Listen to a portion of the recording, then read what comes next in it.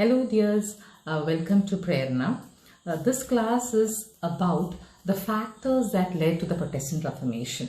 Last class was all about the introduction. So after Renaissance, we had started discussing on Reformation. So the last class was introduction. We also discussed the movements, a few names, a few scholars in the last class. So here in this class, I'll be discussing on the factors that led to the Protestant Reformation. Before I go into the final details, I would like to tell you that here I would be discussing more about Germany. Okay, now why Germany? The person who began the Protestant Reformation, Martin Luther, did so on October 31st, 1517 in Germany. So you must be wondering why as to Renaissance happened first in Italy. It began in Italy. Italy was the birthplace or cradle of Renaissance. But Reformation happened first in Germany. There were a lot of reasons which made Germany the birthplace of Reformation.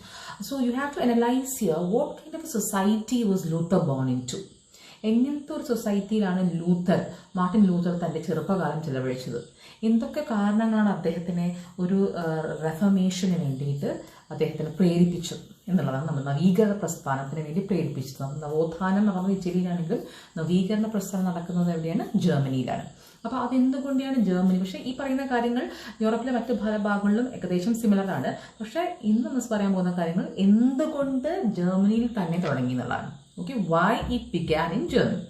Okay, let us discuss the next slide.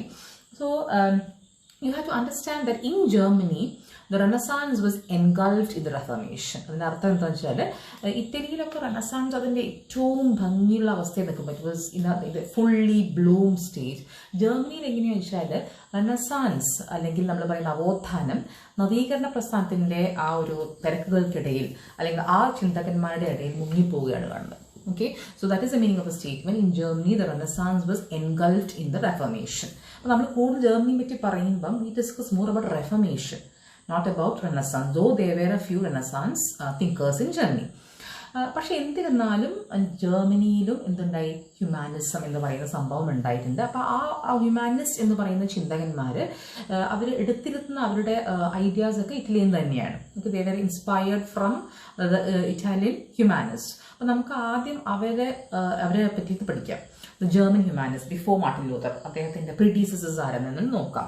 So I'll give you a few names here: Poggio Bracciolini, Aeneas Sylvius, Jacob Wimpling, Johannes Trithemius, Conradus Celtus. Okay, a few names, a lot more are there, but I've taken only the prominent ones. Pramukharaya German humanists pettitan. Okay, so the next slide, here I can say these humanists, they had a lot of religious doubts. They had a lot of religious doubts. അപ്പോൾ അവരൊക്കെ ചിലരൊക്കെ ചിന്തിക്കാൻ തുടങ്ങി, will the soul live after death? മരണത്തിന് ശേഷം ഈ ആത്മാവ് എന്ന് പറയുന്ന സംഭവം ഉണ്ടോ? അല്ലെങ്കിൽ മരണത്തിന് ശേഷം എന്താണ് സംഭവിക്കുന്നത്? Is there really a God? അപ്പോൾ ദൈവം ഉണ്ടോ എന്ന് വരെ അവർ ചിന്തിക്കാൻ തുടങ്ങി എന്നുള്ളതാണ്. അപ്പോൾ അത്തരത്തിലുള്ളൊരു ചിന്ത നമ്മൾ കാണാൻ പറ്റുന്നുണ്ട് ഹ്യൂമാനിസ്റ്റ് ഇൻ ജർമ്മനി. ഓക്കെ, ഇനി പറയാൻ പോകുന്നത് വേറൊരാളെ പറ്റിയാണ്, ജോഹാനസ് റിച്ച്ലൻ. ജോഹാനസ് റിച്ച്ലൻ എന്ന് പറയുന്ന ആള് നേരത്തെ പറഞ്ഞ ചിന്തകന്മാരെക്കാളും ഒരു സ്വല്പം വ്യത്യസ്തമായിട്ട് ചിന്തിച്ച ആളാണ്. He observed the medieval traditions and submitted all his writings to the authority of the Roman Catholic Church. ചർച്ചിലെല്ലാം വിശ്വസിച്ച് ചർച്ച് പറയുന്നത് പോലെ ജീവിച്ച ഒരാളാണ് ഇയാൾ. ഇദ്ദേഹത്തിനെയാണ് hero of the German renaissance എന്ന് പറയുന്നത്. അപ്പം ഇയാളെ കൊണ്ടുവരുന്നത് എന്താ വെച്ചാൽ there were a group of thinkers who questioned the God.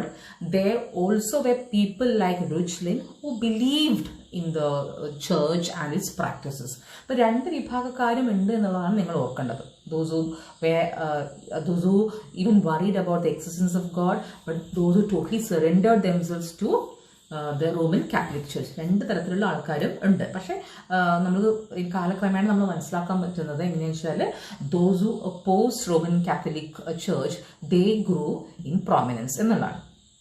Okay, എന്തൊക്കെയാണ് ഇത്തരത്തിലുള്ള ചിന്തകന്മാരുടെ ഏത് തരത്തിലുള്ളൊരു രീതിയായിരുന്നു മുന്നോട്ട് വെച്ചിരുന്നത് നമുക്ക് നോക്കാം. They engage in a struggle for life. Struggle for life എന്ന് പറഞ്ഞാൽ പ്രാഗ്മാറ്റിസം ആണ്, അല്ലെങ്കിൽ ഹ്യൂമാനിസം ആണ്. മനുഷ്യൻ എന്താണ് പ്രശ്നങ്ങൾ അത് അന്വേഷിക്കുകയാണ് അവർ ചെയ്തിരുന്നത്. അവർ they promoted a sort of belief or religious faith that centered on personal salvation. Okay, അപ്പം അവർക്ക് എന്താ പറയുന്നത്, നമ്മളുടെ പേഴ്സണൽ സാൽവേഷൻ അതിന് വേണ്ടിയിട്ട് ദേ സെഡ് ദാറ്റ് ചേർച്ചിൻ്റെ ഒരു മധ്യസ്ഥം അല്ലെങ്കിൽ ഇടനിലക്കാരനായിട്ട് ചേർച്ചും പ്രീസ്റ്റും ആവശ്യമില്ല. ഒരു വ്യക്തിക്ക് സാൽവേഷൻ വേണമെങ്കിൽ ആ വ്യക്തിക്ക് ഒറ്റയ്ക്ക് ചെയ്യാൻ പറ്റും എന്നുള്ളതാണ്. അപ്പം തിങ്കിങ് ഇൻവേർഡ്, അതാണ് പറയുക. They did not want to associated with all the ceremonies and rituals of church. Okay, so they denied the necessity of priest and church. Okay, പ്രീസ്റ്റുകളുടെയും ആവശ്യമില്ല, ചേർച്ചിൻ്റെ ആവശ്യമില്ല. ഞാൻ എന്നൊരു വ്യക്തിക്ക് മോക്ഷം വേണമെങ്കിൽ I can really do that എന്നുള്ളതാണ് അവർ പറയുന്നത്. ഓക്കെ, അപ്പോൾ അവർ ഇൻവേർഡ് റിലീജിയസ് എക്സ്പീരിയൻസിലാണ് ശ്രദ്ധിച്ചിരുന്നത്. They did not want to associate much with the practices of the Catholic Church at that point of time. Okay, ഇനി നമ്മൾ ഒരുപാട് ഇനി പറയുന്ന എല്ലാ സ്ലൈഡ്സിലും തന്നെ പറയാൻ പോകുന്നത് എന്തുകൊണ്ട് മാർട്ടിൻ ലൂത്തർ പ്രതികരിച്ചു, എന്തൊക്കെയായിരുന്നു കാരണങ്ങൾ എന്നുള്ളതാണ് പ്രധാനമായിട്ടും. അപ്പോൾ നേരത്തെ പറഞ്ഞ സ്ലൈഡിലും അത് തന്നെയാണ്, ഇനി പറയാൻ പോകുന്ന എല്ലാ സ്ലൈഡ്സിലും അത് തന്നെയാണ്. എല്ലാ point by point I given you here. So the first point is the breakdown of monastic discipline and clerical celibacy. അപ്പം ഒരു മൊണാസ്ട്രി എന്ന് പറയുമ്പം ഒരു മിഡീവൽ കാലത്തെ ഒരു മധ്യകാലത്തെ ഒരു ആള് ഒരു he associated with a lot of sanctity, ഇങ്ങനെയായിരിക്കും ഒരു പ്രീസ്റ്റ് എന്നുള്ളത്. പക്ഷേ you could see that totally breaking down. Okay, shattering into pieces. Clerical celibacy, ബ്രഹ്മചര്യം എന്ന് പറയുന്നത്, പ്രീസ്റ്റ് കല്യാണം കഴിക്കില്ല, they wouldn't have a marital life അല്ലെങ്കിൽ സെക്ഷൽ റിലേഷൻസ് വിത്ത് വിമൻ എന്നുള്ളൊരു ചിന്തയാണ് ഉണ്ടായിരുന്നത്. പക്ഷേ ഈ ഒരു സമയത്ത് നമ്മൾ കാണുന്നത് some of the priests, not all, I'm not saying all, some of the priests they had even concubines, some of them had wives. So that was how we could see that there was a breaking down of what can be called as a monastic discipline. പിന്നെ അടുത്ത point, luxury of the prelates and the ceremonious opulence of the church. Prelates എന്ന് പറയുന്നത് നിങ്ങൾ പ്രീസ് എന്ന് എടുത്താൽ മതി. പ്രീസ് എന്ന് പറയുമ്പോൾ നിങ്ങൾ ഓർക്കേണ്ട ഒരു കാര്യം, I am talking here about the higher clergy, those who were those who adorned the highest post. Those people, you can say, they enjoyed like ceremonious opulence, വളരെയധികം ceremonies, lavish ആയിട്ടുള്ള ജീവിത രീതികൾ. So luxury, people were wondering why priests were so, why they were not living lives of austerity and simplicity. Why priests were engaged in luxurious practices, why they were not practicing celibacy. Those were the questions which the ordinary people had in those times. പിന്നെ corruption, nepotism എന്നുള്ള പറയുന്ന സംഭവം. Corruption, അഴിമതി, nepotism എന്ന് പറഞ്ഞാൽ സ്വജന പക്ഷപാതം, സ്വന്തം ആൾക്കാരെ പ്രൊമോട്ട് ചെയ്യുക, ബാക്കിയുള്ളവരെയൊക്കെ ഒഴിച്ചു നിർത്തുക. അപ്പോൾ ഇതൊക്കെ ആർക്കാണ് ഗുണം ചെയ്യുന്നത്? ഹയർ ക്ലർജി, താഴെ സാധാരണക്കാരായ പാവപ്പെട്ട ആൾക്കാർ, പാവപ്പെട്ട പ്രീസുകൾക്കും ഒന്നും ഈ ഒരു ഗുണം എത്തുന്നില്ല. അപ്പോൾ അതൊക്കെ അവർക്കിടയിൽ ഒരു റിസെന്റ്മെന്റ് ഉണ്ടാക്കുകയാണ്. പിന്നെ അടുത്തത് പറയുന്നത് പെഡ്ലിംഗ് ഓഫ് ഇൻഡൾജൻസസ് എന്നാണ്. അതൊരു പെഡ്ലിംഗ് ഓഫ് ഇൻഡൾജൻസസ് എന്ന് പറയുമ്പം will discuss more when we discuss on Martin Luther. You can see that ഈ Saint Peter's basilica was constructed at that time. അപ്പോൾ അതിന് വേണ്ടിയിട്ടും ഒക്കെ പല കാര്യങ്ങൾക്ക് വേണ്ടിയിട്ടും you could see that indulgences were sold. അതായത് ഒരു വ്യക്തി തെറ്റ് ചെയ്താലും നിങ്ങൾ പണം തരികയാണെങ്കിൽ നിങ്ങൾക്ക് മോക്ഷം കിട്ടും. അപ്പോൾ you give money and your sins would be forgiven എന്നുള്ളതാണ് sale of indulgences. So this practice continued. This was in fact one of the major reasons which Martin Luther did not like. And it was Tetzel's sale of indulgences to which he reacted in 1517. അപ്പോൾ അത് ഓർക്കുക, sale of indulgences എന്ന് പറയുന്ന സംഭവം. പിന്നെ അടുത്ത point എന്ന് പറയുന്നത് triumph of Islam over Christianity in the crusades. We discuss the crusades earlier and you know that Islam triumphed. അപ്പോൾ അതുകൊണ്ട് തന്നെ ചേർച്ചിലും പോപ്പിലും ഒക്കെയുള്ള വിശ്വാസം ക്രിസ്ത്യൻസിൻ്റെ ഇടയിൽ കുറഞ്ഞു. കാരണം ഇവിടെ വലിയൊരു മതമാണ്, ആ മതം ക്രിസ്ത്യാനിറ്റീനെ പരാജയപ്പെടുത്തിയിരിക്കുകയാണ് ക്രൂസേഡ്സിൽ. That in fact affected that supremacy, the supreme power which the popes had enjoyed. പിന്നെ വേറൊരു കാര്യം, ഈ ക്രുസേഡ്സ് വഴി തന്നെ നമ്മൾ നോക്കേണ്ടത്, you could see that people in Christianity they started associating with other religions, example Islam. So they started getting acquainted with their practices, and Islam was much more universal in nature, and people were wondering why in Christianity it was not there. Okay, അപ്പോൾ അങ്ങനത്തെ ഒരു കാരണം കൂടെ ഉണ്ട്. മറ്റുള്ള മതങ്ങളായിട്ടുള്ള ഇടപെടലുകൾ മൂലം അവർക്ക് മനസ്സിലായി എന്തൊക്കെയോ പ്രശ്നങ്ങൾ, നമ്മൾക്കൊരു നവീകരണം തീർച്ചയായിട്ടും നടത്തിയേ മതിയാകുന്നുള്ളൂ. Influence of Arabic science and philosophy you can associate with the same point. പിന്നെ നിങ്ങൾ കാണാൻ പറ്റുന്നത് ദ കൊളാപ്സ് ഓഫ് സ്കൊളാസിസം ആണ്. അത് റെനസാൻസോടെ വരുന്ന കാര്യമാണ്. മിഡീവൽ ചിന്താഗതിയാണ് സ്കൊളാസിസം എന്ന് പറയുന്നത്. അപ്പോൾ അതിൻ്റെ പതനം, അപ്പോൾ അത് എന്ന് പറയുമ്പം മതത്തോട് ചേർന്ന് കിടന്നിട്ടുള്ള ഒരു പഠന രീതിയാണ്. പക്ഷേ അരിസ്റ്റോട്ടിലിയൻ തത്വശാസ്ത്രമാണ് പ്രധാനമായിട്ടും അവർ കൊണ്ട് നടന്നിരുന്നത്. അതിൻ്റെ ഒരു പതനം എന്നുള്ളതാണ് നമ്മൾ കാണാൻ പറ്റുന്നത്. പിന്നെ പറയുന്നത് the failure of the conciliar movement to make reforms. Conciliar movement in the last class I had discussed. This was in fact a movement which was launched when two popes, the Pope of Rome and Pope of Avignon, had fights. The Christian believers wanted this issue to be solved by a general council, but unfortunately this council was not able to do anything. So you could see how the conciliar movement failed. People had hopes in the movement, but it failed. Conciliar movement inde parajayam karanamanu. Ini discovery of America. Columbus കണ്ടുപിടിക്കുകയാണ് America 1492. അപ്പോൾ അപ്പോഴ America കണ്ടുപിടിക്കുന്ന സമയത്ത് that in fact exposed to some other civilizations. അവിടെയുള്ള മറ്റ് വളരെ പ്രമുഖമായ സിവിലൈസേഷൻസിന് ഉണ്ട് എന്നുള്ള ബോധം യൂറോപ്യൻസിനിടയിൽ ഉണ്ടാവണം. That is what I have given here pagan antiquity. Pagan എന്ന് പറയുമ്പോൾ ക്രിസ്ത്യൻ അല്ലാത്തതിനെയാണ് പേഗൻ. അപ്പം അതിലും വളരെയധികം റിച്ച്നെസ് ഉണ്ട് എന്ന് അവർക്ക് മനസ്സിലായി with the discovery of America, which they called as the new world in those days. പിന്നെ അടുത്തത് ഇൻവെൻഷൻ ഓഫ് പ്രിന്റിംഗ് പ്രസ് ഗുട്ടൻബർഗിന്റെ എന്ന പേരിൽ അറിയപ്പെടുന്ന ഈ ഒരു കണ്ടുപിടുത്തം തീർച്ചയായിട്ടും മാർട്ടിൻ ലൂത്തറിനെ വളരെയധികം സഹായിച്ചു. പ്രിന്റിംഗ് ഈ സമയത്ത് നടന്നത് കൊണ്ട് മാത്രമാണ് മാർട്ടിൻ ലൂത്തറിന് എന്ത് പറ്റിയത്, he could really circulate his ideas in 1517. അപ്പോൾ അതാണ് പ്രിന്റിംഗ് പ്രസിന്റെ പ്രാധാന്യം. അതേപോലെ തന്നെയുള്ളത് literacy in education. We could see that due to Renaissance that was there, very much in society. Literacy, people could read, people had that spirit towards learning. പിന്നെ വേറൊന്ന് പറയുന്നത് translation of the Bible to vernacular languages. പ്രാദേശിക ഭാഷകളിലേക്ക് Bible തർജ്ജമ ചെയ്യപ്പെട്ടത് കൊണ്ട് തന്നെ എല്ലാവർക്കും അതിൽ ശരിക്കും എന്താണ് ബൈബിൾ, ആ ബൈബിൾ ഉള്ളതുപോലെ തന്നെയാണോ പോപ്സൊക്കെ ജീവിച്ചിരുന്നത്, അല്ലെങ്കിൽ people of the higher clergy living according to the Bible. Did the Bible say about simplicity of Jesus Christ life and what here the people were doing? That was a question which they had. പിന്നെ വേറൊന്ന് ഇനിയിപ്പം മതപരമല്ലാത്ത കുറച്ച് കാര്യങ്ങൾ, the rising wealth and economic independence of Germany. അതായത് Germany എന്ന് പറയുന്ന ഒരു രാഷ്ട്രം ഈ ഒരു കാലഘട്ടത്തിൽ വളരെയധികം സാമ്പത്തിക ഭദ്രത നേടുവാണ്. It was through trade. That ട്രേഡിൽ കൂടെ അവർ വളരെ സാമ്പത്തിക ഭദ്രത നേടുമ്പം that in fact led to the growth of a very powerful middle class who could not do much in the case of religious matters. അവർക്ക് കാശുണ്ട്, പക്ഷെ റിലീജിയസ് മാറ്റേഴ്സിൽ ഇടപെടാൻ പറ്റുന്നില്ല. So they wanted their interest to be solved, or they wanted their interest to be taken care of, which was not done.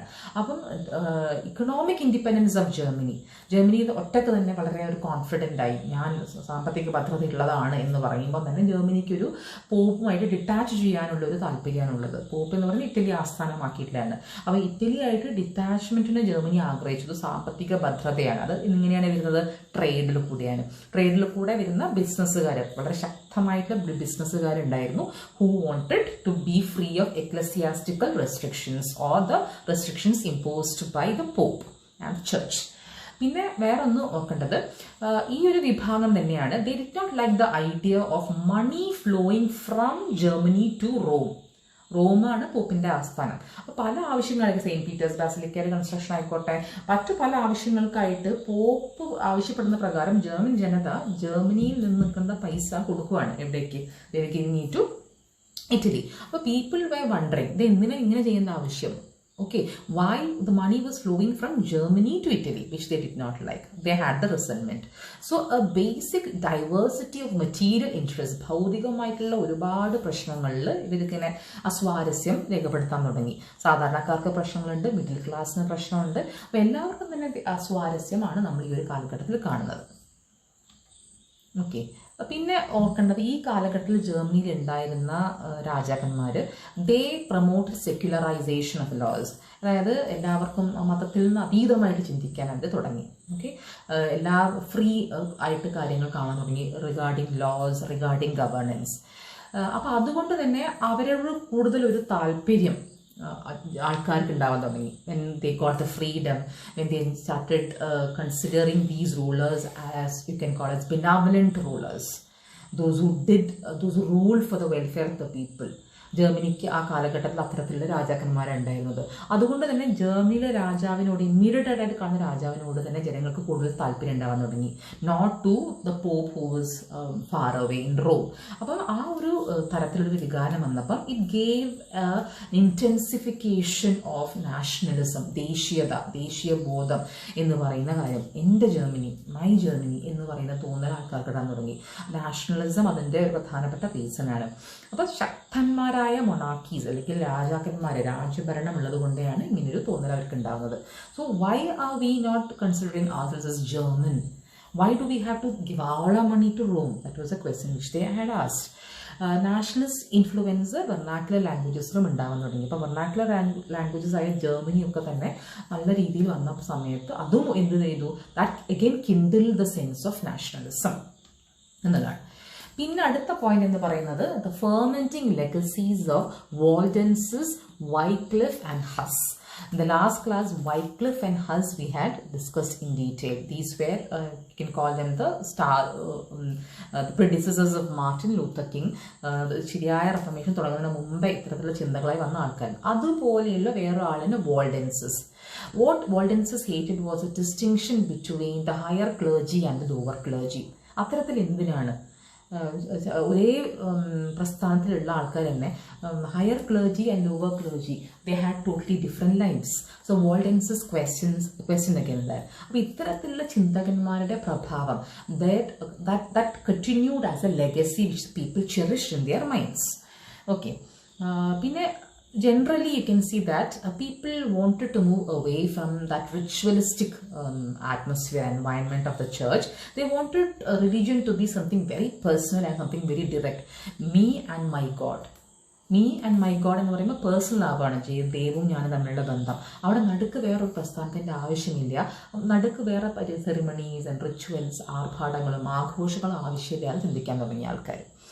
Okay, അപ്പോൾ ഇത്തരത്തിലുള്ള കാര്യങ്ങൾ, denial of the distinction between priest and layman, അത് Waldenses പറഞ്ഞിട്ടുള്ള ഒരു പ്രധാനപ്പെട്ട കാര്യമാണ്. So you can see that anti clericalism എന്ന് പറയുന്ന സംഭവം എല്ലാ സ്ഥലത്തും കാണാൻ തുടങ്ങി. ആൻറ്റി ക്ലറിക്കലിസം എന്ന് പറഞ്ഞാൽ, ആൻറ്റി എന്ന് പറഞ്ഞാൽ എതിർക്കുക, ക്ലറിക്കലിസം എന്ന് പറയുമ്പോൾ ഇവിടെ ചേർച്ച് ആൻഡ് ഈ ഒരു ചേർച്ചുമായിട്ട് ബന്ധപ്പെട്ട പ്രസ്ഥാനത്തിനെയാണ് എതിർക്കുന്നത് കാണാൻ പറ്റുന്നത്. ഓക്കെ,